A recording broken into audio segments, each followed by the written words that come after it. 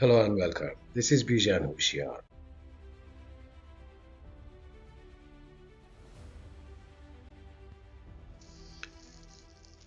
Data generated on the sender side will be encapsulated with port addresses, IP addresses, and MAC addresses of the source and destination devices.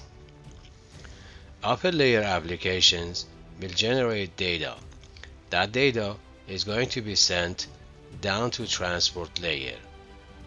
In transport layer, data is going to be chopped into pieces called segments. Each segment is encapsulated with source and destination port addresses. Segments are going to be sent down to network layer. In network layer, each segment is going to be encapsulated into a packet by adding source and destination IP addresses to it. Packets are going to be sent down to data link layer.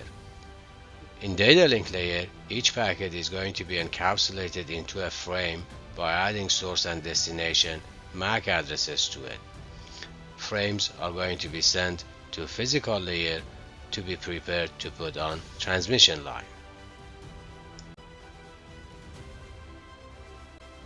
Destination port address will identify the application used by the source device to generate data. That information is useful to the destination host to know what application this data belongs to. Destination IP address determines destination network of the packet. MAC address will identify the recipient host on the destination network after data reaches that network. Client 1 is requesting web services from the server using HTTP. Therefore, it will assign 80 as the destination port address in its request in order to identify to the server that this request is related to HTTP.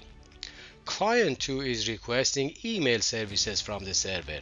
Therefore, it will assign destination port address of 25 in its request in order to identify to the server that this request is related to SMTP.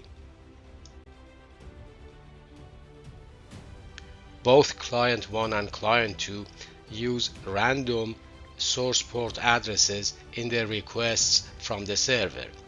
Client 1 would use port number 49152 as the source port address, and client 2 uses 51152 as the source port address in the request.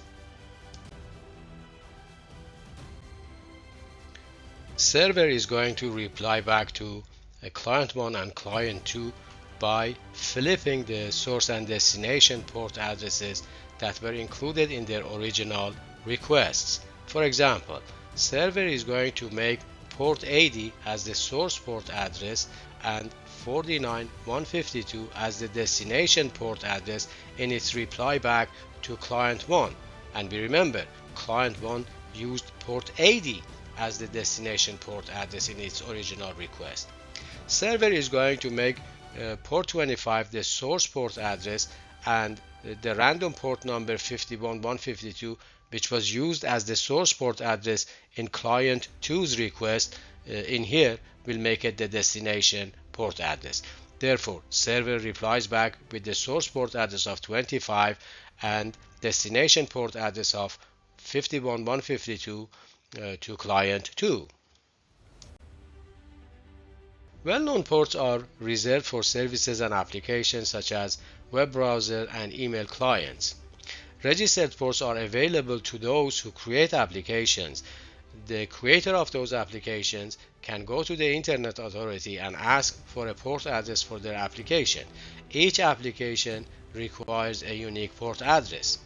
Dynamic or private port addresses are the ones that computers use as the source port address when they initiate communication with other hosts.